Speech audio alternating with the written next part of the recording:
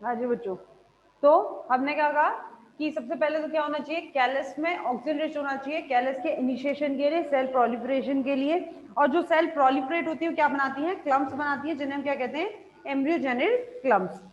ठीक है, इसके अलावा और क्या होता है, वैसे तो हम कहते हैं कि नाइट्रोजन जो होता है, वैसे हम कहते हैं कि nitrogen is a good for every medium, हमें कहते हैं हर मीडियम में नाइट्रोजन अच्छा होना चाहिए, लेकिन ये उस टाइम पर होना चाहिए जब हमें क्या करना है, कैलस का ग्रोथ कराना है। कैलस इनिशिएट हो गया, ऑक्सीजन हो गया, इसके बाद क्या होता है कि ये कैसे होना चाहिए, नाइट्रोजन रिड्यूस्ड मीडियम, यानी कि नाइट्रोजन की क्या होनी चाहिए, कमी होनी चाहिए, नाइट्रोजन की बहुत ज्यादा मात्रा नहीं होनी चाहिए। हम ये वर्ड यूज करेंगे कि नाइट्रोजन बहुत ज्यादा नहीं होना चाहिए, किसके लिए, एम्ब्रियो के इनिशिएशन के लिए। अभी मैंने बोला था जब आपको एम्ब्रियो इनिशिएट होगा तो एम्ब्रियो के इनिशिएशन के लिए और मैच्योरेशन के लिए। ठीक है, क्या नहीं होना चाहिए, एम्ब्रियो के इनिशिएशन के लिए और मैच्योरेशन के लिए उसमें क्या नहीं होना चाहिए, नाइट्रोजन रिड्यूस मीडियम होना चाहिए। इसके अलावा अगर मैं अमीनो एसिड्स की बात करूं तो एल ग्लूटामिन अमीनो एसिड होना चाहिए।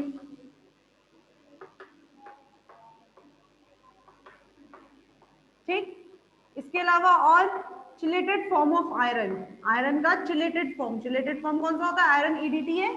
ठीक है, तो chelated form of iron, iron का चिलेटेड फॉर्म होना चाहिए, जिसे एफईडीटी भी हम इसे कहते हैं, यही होता है इसका चिलेटेड फॉर्म। ठीक है, तो चिलेटेड फॉर्म ऑफ आयरन उसमें प्रेजेंट होना चाहिए।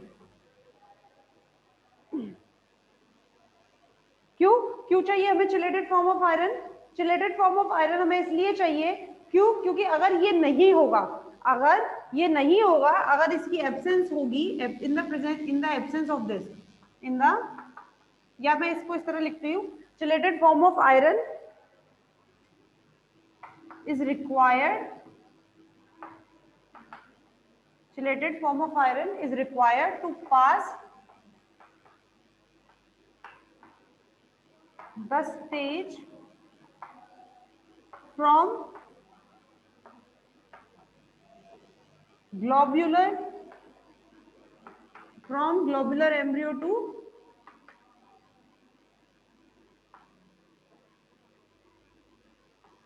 heart shaped embryo. ठीक, chelated form of iron is required to pass the stage from globular embryo to heart shaped embryo, heart shaped embryo में वो पहुंच जाए ग्लोबुलर स्टेज से, तो इसलिए हमें क्या चाहिए होता है, चिलेटेड फॉर्म ऑफ आयरन। ठीक, अच्छा, अब हमने कह दिया ऑक्सीजन रिच मीडियम तो होना चाहिए, लेकिन ऑक्सीजन खाली ऑक्सीजन से काम आ जाएगा, ऑक्सीजन से काम चल जाएगा, नहीं चलेगा, तो इसके साथ हमें क्या चाहिए, साइटोकाइनिन भी चाहिए, तो इसे मिटा देते हैं। आई गेस आप सबने लिख लिया है ये, अगर लिख रहे हैं तो I don't know.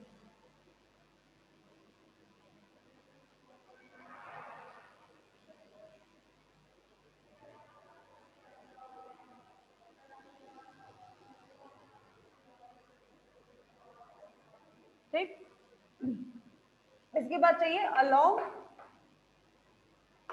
With oxygen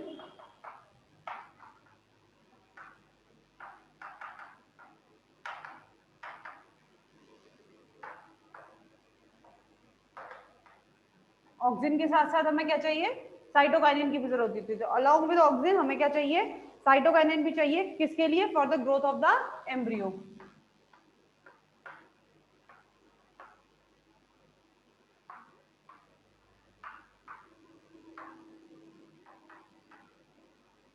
for the growth of the embryo.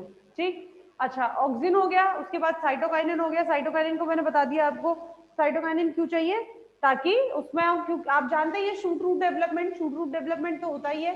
उसके अलावा फिर उसके बाद जिब्रेलिन,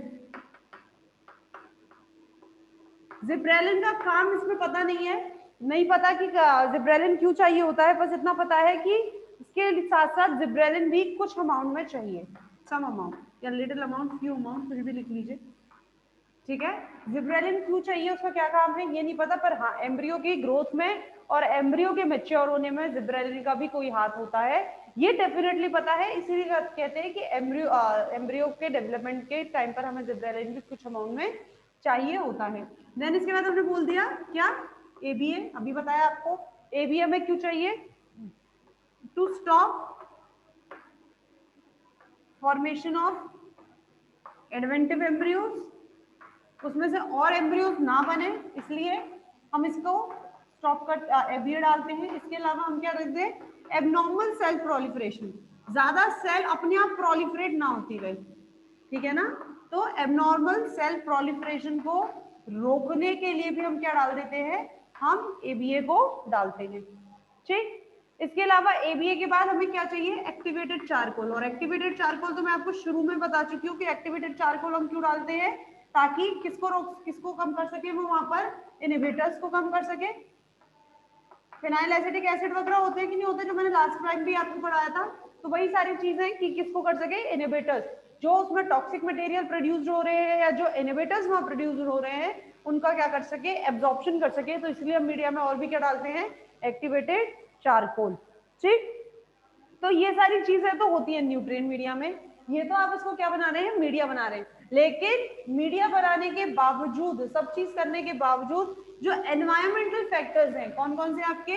लाइट, टेम्परेचर, मॉइस्चर,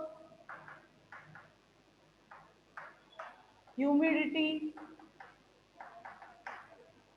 ठीक है। तो ये जो सारी चीजें हैं, लाइट, टेम्परेचर, मॉइस्चर, ह्यूमिडिटी, ये सारी चीजें क्या होनी चाहिए? ये भी परफेक्ट होनी चाहिए। जैसे कि टेम्परेचर की अगर मैं बात करूँ तो 22 to 25 डिग्री सेंटीग्रेड हम कहते हैं वो होना चाहिए, ठीक है। तो ये सारी चीजें भी उसमें प्रॉपर होनी चाहिए। क्लियर है बच्चों सबको? चलिए, अच्छा एक बात बताओ, ये जो मैं लिखती हूँ बोर्ड पर, आप में से कोई नोट करता है? तब तो मैं ये सोचूं कि ठीक है मैं इसको मिटाऊं नहीं मिटाऊं। और अगर आप लोग नहीं नोट करते हैं तो फटाफट क्लियर करते हैं इसको। करते हो क्या नोट? यस और नो में तो जवाब दो। जो बोर्ड पर मैं लिखती हूँ उसको आप नोट करते हैं?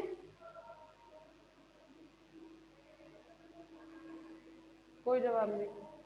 तो तुम लोग जवाब ही नहीं देते हो, नालायकों। किसने?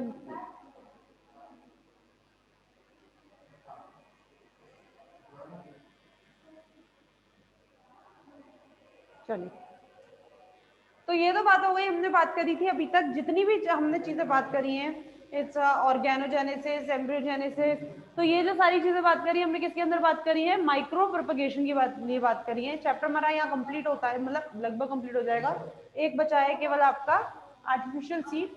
तो एडवांटेजेस की बात करें अगर हम,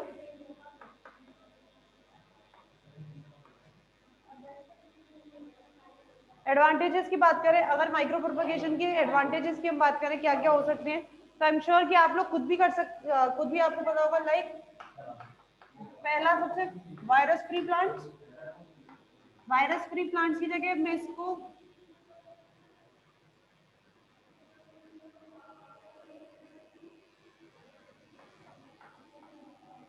वायरस फ्री प्लांट की जगह मैं इसको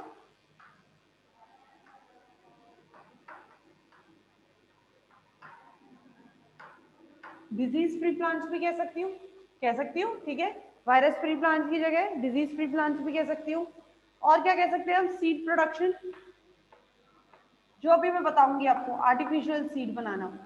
सीड प्रोडक्शन क्या होता है? सीड प्रोडक्शन होता है बेसिकली सोमेटिक एम्ब्रियो से ही। मैं आपको अगर अभी बताऊं तो आर्टिफिशियल सीड क्या है? आर्टिफिशियल सीड में बेसिकली एम्ब्रियो यही होता है, जो हमने एडवेंटिव एम्ब्रियो, सोमेटिक एम्ब्रियो हमने फॉर्म किया है, यही सोमेटिक एम्ब्रियो होता है। लेकिन हम इसको एक मैट्रिक्स के अंदर डाल देते हैं। मैट्रिक्स मतलब जैसे कि आपका एम्ब्रियो है, एक कवरिंग के अंदर घिरा हुआ रहता है, जैसे हम सीड कोट कहते हैं। सीड कोट के अंदर क्या है? एम्ब्रियो ही तो है। तो वो एम्ब्रियो क्या है? एक कवरिंग के अंदर गिरा हुआ है, जिससे कि उस एम्ब्रियो को क्या करा जा सके? बचाया जा सके, सुरक्षित किया जा सके। तो वही चीज हम आर्टिफिशियल सीड में करते हैं। आर्टिफिशियल सीड में क्या करते हैं? उस एम्ब्रियो को हम एक्चुअली एक मैट्रिक्स में डाल देते हैं। वो मैट्रिक्स किसकी तरह काम करता है? वो मैट्रिक्स एक कवरिंग की तरह काम करता है, जो उस एम्ब्रियो के क्या रहता है? चारों तरफ रहता है। और इस पूरी चीज को, लाइक आपका एम्ब्रियो प्लस वो मैट्रिक्स मिलकर क्या बनाता है? सीड बनाता है। लेकिन कैसा सीड है ये? आर्टिफिशियल सीड है। तो सीड प्रोडक्शन में भी इसका हेल्प होता है, और खासकर उन प्लांट्स के लिए जिनमें सीड प्रोडक्शन, ये फॉर्मेशन ऑफ सीड में लिखूं, formation of seed is a limiting factor. Formation of seed क्या है बच्चों? लिमिटिंग फैक्टर है। ठीक है। Formation of seed is a limiting factor, limiting factor है मतलब उनमें जो सीड का फॉर्मेशन होता है वो बहुत रेयर अमाउंट में होता है। ठीक है। इसके अलावा इसकी और क्या एडवांटेजेस हो सकते हैं? स्मॉल अमाउंट में टिश्यू चाहिए होता है हमें ज्यादा से ज्यादा प्लांट्स बनाने के लिए, small amount of tissue for many plants.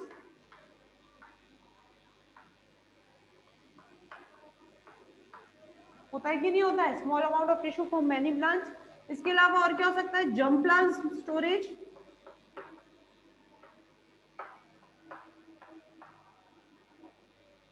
क्या होता है? जर्म प्लांट स्टोरेज, यानी कि आप क्या कर सकते हैं, जो आपने आपने जो टिश्यू लिया है या जो बनाया है उसको आप क्या कर सकते हैं? स्टोर करके रख सकते हैं। और बेसिकली इसको स्टोर करके रख लेते हैं 4 डिग्री सेंटीग्रेड पर, 4 डिग्री सेंटीग्रेड पर इसको स्टोर करके रख सकते हैं। तो आप क्या कर सकते हैं, जो आपने जर्म प्लाज्म बनाया है, क्यों? क्योंकि क्लोन्स है बेसिकली, तो जो प्लांट आपने लिया है, जिसका जर्म प्लाज्म आपने लिया है फॉर द माइक्रो प्रोपगेशन, आप उसे इन फ्यूचर के लिए भी स्टोर करके रख सकते हैं। तो germ plasm storage. Artificial seed अभी मैंने बताया आपको, और मैंने आपको बता भी दिया आर्टिफिशियल सीड क्या होता है। इसमें हम यूज करते हैं मैट्रिक्स। अच्छा, मैट्रिक्स क्या होता है? मैट्रिक्स में कितना कौन कौन से होते हैं? बहुत सारे होते हैं, लेकिन सबसे बेस्ट मैट्रिक्स, सबसे बेस्ट मैट्रिक्स जो होता है, जो यूज किया जाता है, वो होता है sodium alginate, sodium alginate with CaCl2, sodium alginate with CaCl2, this is the artificial seed. ठीक, मतलब कि आपने क्या किया है, आर्टिफिशियल सीड में आप क्या करते हैं, इन द आर्टिफिशियल सीड हम क्या करते हैं, somatic embryo, somatic embryo with matrix. ठीक है, क्या करते हैं आप, सोमेटिक एम्ब्रियो को मैट्रिक्स के साथ मिक्स करके रख देते हैं। और मैट्रिक्स जो होता है, बेस्ट मैट्रिक्स में अगर ये कहूँ जो इसके लिए काम करता है एज अ कवरिंग, वो क्या होता है, sodium alginate with CaCl2। Clear है बच्चों? ठीक है, और भी चीजें होती है, और भी हम इसमें ऐड करते हैं, ऐसा नहीं केवल यही चीज होती है, और भी चीजें हम इसमें ऐड करते हैं, लाइक आपका डेक्स्ट्रान है, फ्रक्टान है, ग्लूकोज है, ये सारी चीजें। बेसिकली क्या होता है आर्टिफिशियल सीड में, जो आपको और भी चीज याद रखने की है वो क्या है, क्योंकि जो आर्टिफिशियल सीड में जो सोमेटिक एम्ब्रियो हम ले रहे हैं वो क्या है, एंडोस्पर्म लेके, एंडोस्पर्म नहीं है बच्चों, इसमें हमने एंडोस्पर्म थोड़ी डाला है, तो एंडोस्पर्म लेके, तो हमें इसमें क्या करना पड़ता है, हमें इसमें इसके न्यूट्रिशन का, सो वी अलाउ या प्रोवाइड न्यूट्रिशन। ठीक है, तो हमें इसमें इसके न्यूट्रिशन का हमें से बहुत खास ध्यान रखना पड़ता है, ताकि इस आर्टिफिशियल सीड को जब हम ग्रो करें तो due to the lack of the nutrition वो एम्ब्रियो ने क्या ना कर जाए, डिजेनरेट ना कर जाए। इस वजह से हमें आर्टिफिशियल सीड के फॉर्मेशन के टाइम पर बेसिकली डेक्स्ट्रान, ग्लूकान, फ्रक्टोज और इन सब चीजों का, सुक्रोज, इन सब चीजों का क्या करना पड़ता है, हमें ध्यान रखना पड़ता है। ठीक है, और क्यों डालते हैं हम ये मैट्रिक्स, क्योंकि हम इसको क्या कर सके, environmental condition, outer environmental condition हमसे हम इसको क्या कर सकें, बचाए जा सके। ठीक है, इसके अलावा और बात करूं इसके एडवांटेजेस की, तो सोमेटिक एम्ब्रियो क्या होता है, सोमेटिक एम्ब्रियो बाइपोलर स्ट्रक्चर है। सोमेटिक एम्ब्रियो क्या है बच्चों, somatic embryo is a bipolar structure. Bipolar structure मतलब both root and shoot form.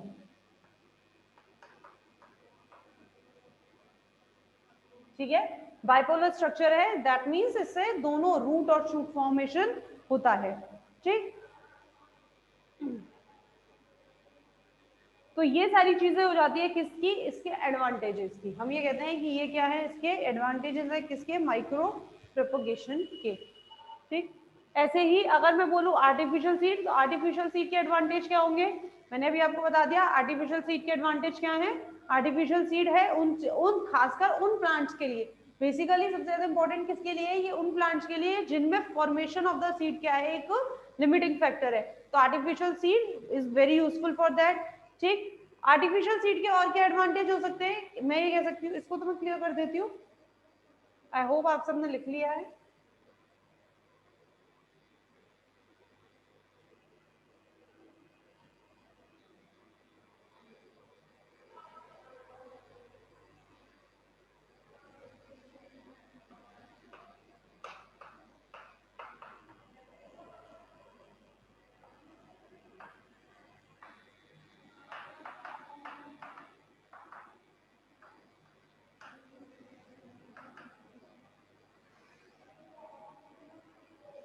Artificial seeds के क्या एडवांटेजेस हो सकते हैं? आर्टिफिशियल सीड के एडवांटेज हो सकते हैं,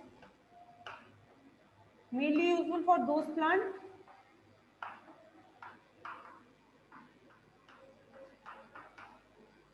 in which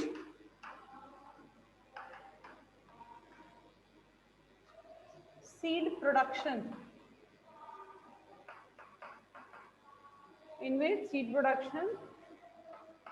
is a limiting factor.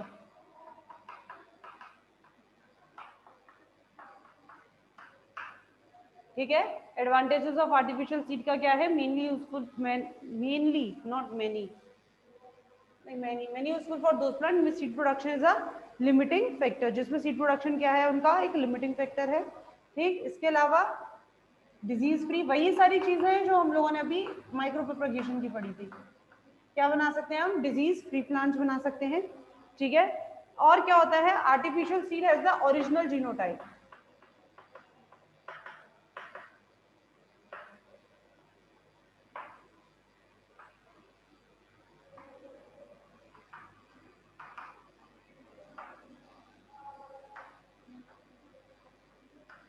ठीक है, आर्टिफिशियल सीड का क्या होता है? जीनोटाइप उसका ओरिजिनल होता है। तो ये सारी चीजें किसकी होती हैं?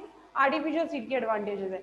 अच्छा, अगर किसी चीज की एडवांटेज होती है तो किसी चीज की डिसएडवांटेज भी है या नहीं है बच्चों? अगर किसी चीज में एडवांटेज भी है तो किसी चीज की डिसएडवांटेज भी है। अच्छा, अगर मैं माइक्रो प्रोपगेशन की डिसएडवांटेज की बात करूं तो इसकी जो डिसएडवांटेज सबसे पहला है वो ये है कि ये जो पूरी टेक्निक है ना बच्चों, ये महंगी पड़ जाती है बेसिकली, क्योंकि हमें इसको सारी जो फैसिलिटीज देनी है, लाइक आपको इसका टेम्परेचर मेंटेन रखना है, आपको इसका प्रेशर मेंटेन रखना है, आप जिस लैब में काम कर रहे हैं उसकी आपको ह्यूमिडिटी मेंटेन रखनी है। तो ये जो सारी चीजें आप इसको प्रोवाइड कराते हैं, ये क्या पड़ जाती है? महंगी पड़ जाती है, तो इस वजह से नहीं हो पाता है। दूसरा, हैंडल और केयर करते वक्त, यानी कि आप बहुत अच्छे से आप कर रहे हैं, आपने सब काम बहुत अच्छे से कर रहे हैं, लेकिन फिर भी अगर आप जरा सा कहीं लूप होल रह जाता है, जरा सा अगर चूक हो जाती है तो उसमें क्या हो जाता है? कंटामिनेशन का रिस्क रहता है। तो बार बार करना पड़ता है। ऐसा तो कभी नहीं होता कि वन गो में आपका ये आराम से हो जाए। ठीक है, ये मतलब ऐसा नहीं है कि होएगा नहीं, हो जाता है, लेकिन वन गो में हो जाए ऐसा नहीं हो सकता। तो आपको क्या करना पड़ता है? बार बार रिपीट करना पड़ जाता है। तो वो चीज सबसे ज्यादा प्रॉब्लमेटिक हो जाती है इसमें। ठीक है, उसके अलावा फिर इसको मेंटेन करना बहुत मुश्किल हो जाता है। और जो आप मतलब अब आप देखिए, आपको एंडोस्पर्म नहीं है तो आपको आर्टिफिशियल सीड को आपको न्यूट्रिशन भी देना है, तो कई बार क्या होता है? न्यूट्रिशन की कमी पड़ गई, आपने उतना न्यूट्रिशन नहीं दिया जितना उस एम्ब्रियो को जरूरत है। ठीक है, तो दैट मीन्स दैट कि जो सोमैटिक एम्ब्रियो आप डेवलप कर रहे हैं, जरूरी नहीं है कि वो प्लांट में डेवलप हो ही जाए। ठीक है, कई सारे फैक्टर्स हैं जो उसको लिमिट कर देते हैं, कई सारे फैक्टर्स हैं जो इसको रोक देते हैं। तो इसीलिए इसका जो डेवलपमेंट रेट है सोमैटिक एम्ब्रियो से एक प्लांटलेट का बनना, एक जो डेवलपमेंट रेट है इसकी बहुत कम है। ठीक है, तो ये सारी चीजें क्या हो जाती है? इसके डिसएडवांटेजेस हो जाती है।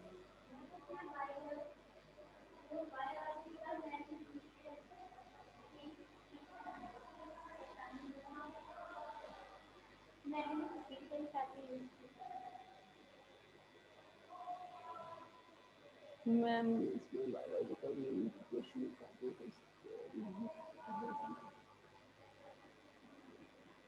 बिल्कुल नहीं रहता, बायोलॉजिकल मैग्निफिकेशन का रिस्क नहीं रहता है इसमें। क्यों? बायोलॉजिकल मैग्निफिकेशन क्या होता है? बायोलॉजिकल मैग्निफिकेशन होता है किसी एक फैक्टर का ज्यादा हो जाना, किसी एक न्यूट्रिएंट मीडिया का क्या हो जाता है? ज्यादा हो जाना इसमें रहता है। तो ऑब्वियस बात है, डेफिनेट है कि ये इसका एक एडवांटेज है कि ये रिस्क इसमें नहीं रहता। क्यों? क्योंकि हम क्या कर रहे हैं? बार बार मीडिया चेंज कर रहे हैं। ठीक है, हम इसमें क्या करते हैं? हर एक उसके बाद फॉर्मेशन के बाद हम मीडिया चेंज करते हैं, तो बायोलॉजिकल मैग्निफिकेशन का तो सवाल ही नहीं उठता। ठीक है ना, तो हाँ, ये इसका एक एडवांटेज है। तो ये बात आपको समझ आई बच्चों? ठीक है, तो डिसएडवांटेजेस भी आपको आई गेस समझ में आ गए हैं कि डिसएडवांटेजेस क्या क्या हो सकते हैं इसके। ठीक, चलिए अब इसके बाद है आपका, अब इसके बाद आपके बुक में आपको एप्लीकेशन दे रखे हैं पीटीसी के, प्लांट टिश्यू कल्चर की पीटीसी के आपको एप्लीकेशन दे रखे हैं। तो आप सबकी ये जिम्मेदारी है बच्चों की पीटीसी के एप्लीकेशन आप लोग पढ़ेंगे। काफी सारे दे रखे हैं। बेसिकली होता ये है कि आपसे पूछ लिए जाते हैं क्योंकि काफी सारे हैं पीटीसी के एप्लीकेशन। ठीक है ना, तो इस पे ही अपने आप में एक शॉर्ट नोट आ जाता है, describe the application of plant tissue culture.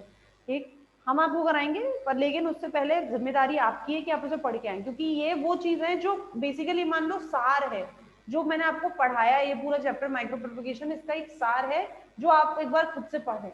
आप पढ़ लीजिए, उसके बाद मैं आपको इसे कराऊंगी। तो इसलिए आपका आज का होमवर्क है कि आज आप घर पे बैठ के एप्लीकेशन ऑफ पीटीसी पढ़ेंगे और कल मैं इसको कराऊंगी, ठीक है। और ऐसा तो है नहीं कि आप मेरे सामने बैठे तो मैं कान पकड़ के खड़े कर दूं, चलो बताओ एप्लीकेशन ऑफ पीटीसी, वो नहीं कर सकते। सिर्फ एक ट्रस्ट है कि आप लोग, मेरे को लगता है, करके आओगे कल।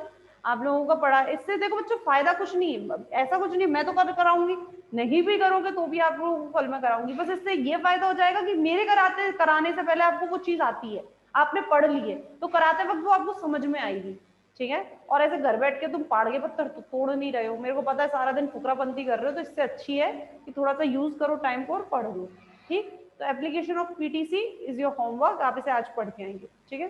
तब तक के लिए थैंक यू, बाय।